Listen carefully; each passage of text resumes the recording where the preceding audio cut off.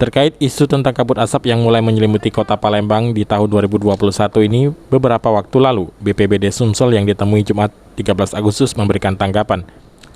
Kepala Bidang Penanganan Darurat BPBD Sumsel Ansori tidak menampik terkait adanya kabut yang mulai menyelimuti kota Palembang, namun kabut tersebut bukan kabut asap. Hal tersebut terjadi akibat 2 hari lalu hujan dengan intensitas rendah yang mulai turun tidak merata di beberapa daerah di Sumsel, khususnya di wilayah kebakaran lahan, dan membuat terperangkapnya uap panas dan uap angin sehingga menimbulkan kabut uap air. Meski begitu, kabut tersebut langsung menghilang ketika matahari mulai menghangat. Kemarin ini memang terjadi kabut di wilayah kota Palembang khususnya. Seperti kita ketahui, 2 hari sebelumnya terjadi hujan di beberapa wilayah di Sumatera Selatan, khususnya di tempat kebakaran hutan dan lahan kemarin. Walaupun intensitasnya tidak tinggi, kemudian sebarannya juga tidak merata. Nah, sehubungan hujan tersebut terjadi semacam perangkap antara uap panas dan uap dingin.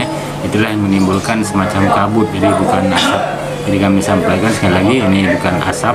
Berdasarkan pantauan satelit juga belum terpantau asap di wilayah Sumatera Selatan.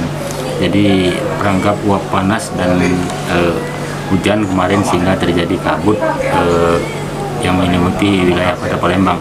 Dan setelah matahari mulai naik, kabutnya langsung hilang. Oke, artinya itu bukan kabut asap Pak, yang melainkan kabut.